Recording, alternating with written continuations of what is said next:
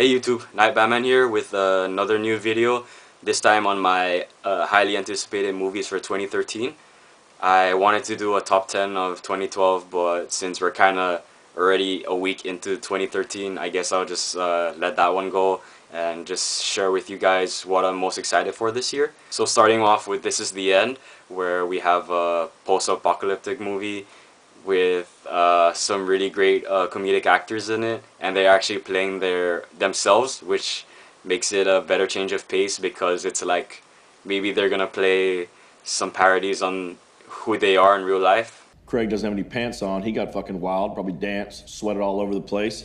You got white shit all over your mouth, Frankie. You probably sucked somebody's dick. Jonah over here probably watched and jerked off. Jay, I didn't even know you were in town. Good to see you. Danny, we're not on acid. We didn't suck each other's dicks. James Franco didn't suck any dick last night.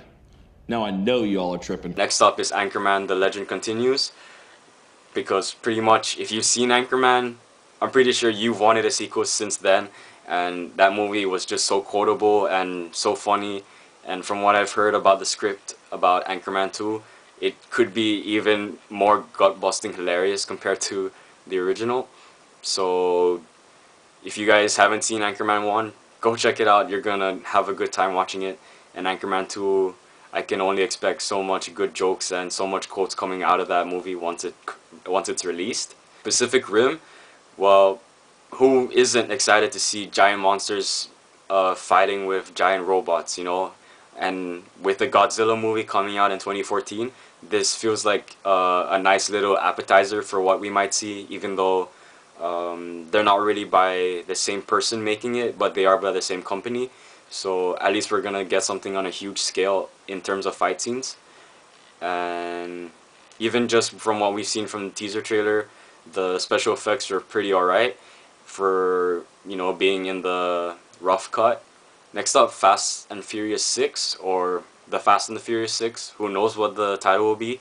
After Fast 5, where we had almost an Avengers-like type movie where all the characters from past movies came in, you know, it was definitely like the highest the franchise has gone, and I don't know how they can top it. So that's why I'm really excited to see part 6 and see where they'll take the story, which actually was really interesting from part 4 and then got interesting in part 5 more so, and who knows like where it'll go this time with part 6.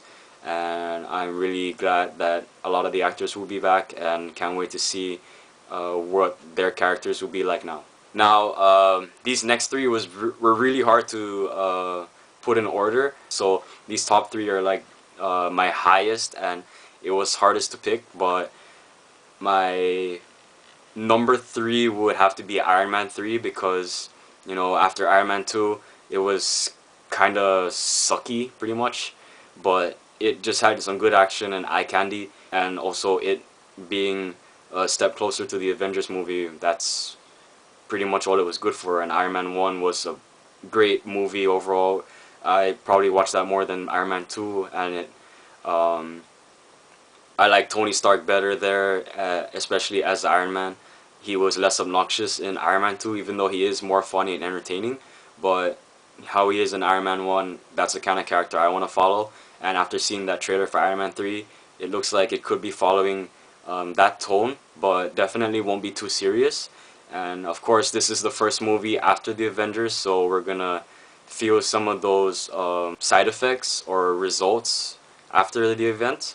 And of course, this will be the first movie in Phase 2 of the Marvel Cinematic Universe. That brings us even closer to the Avengers 2. Number 2 has to be Man of Steel, because Zack Snyder is directing it, so it's hard to tell if this will be good or bad. But with Christopher Nolan, director of the Dark Knight trilogy, it has some high potential, and looking at the trailer, it has a good tone. It looks like it's going in a good direction, and hopefully it'll stay on that path. Otherwise, if it goes any other way, it could just be an even worse movie than it could have been or could be. But definitely looking forward to that, and having high hopes that it also sets up for the upcoming Justice League movie that Warner Brothers is setting up. And so with my most anticipated movie of 2013, I have to say Star Trek Into Darkness.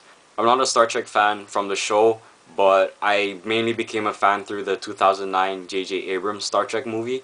When I saw that movie, it was just so fun to watch, and the story was so engaging.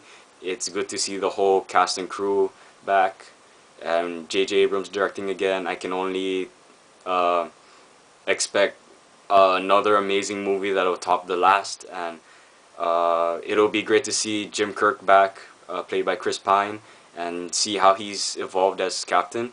And after that trailer, I can only expect that there will be some dark scenes and really emotional elements in it. So that's something I'm excited to see. So that's pretty much my short video on, well, I hope it was short. That was my video on my highly anticipated movies of 2013.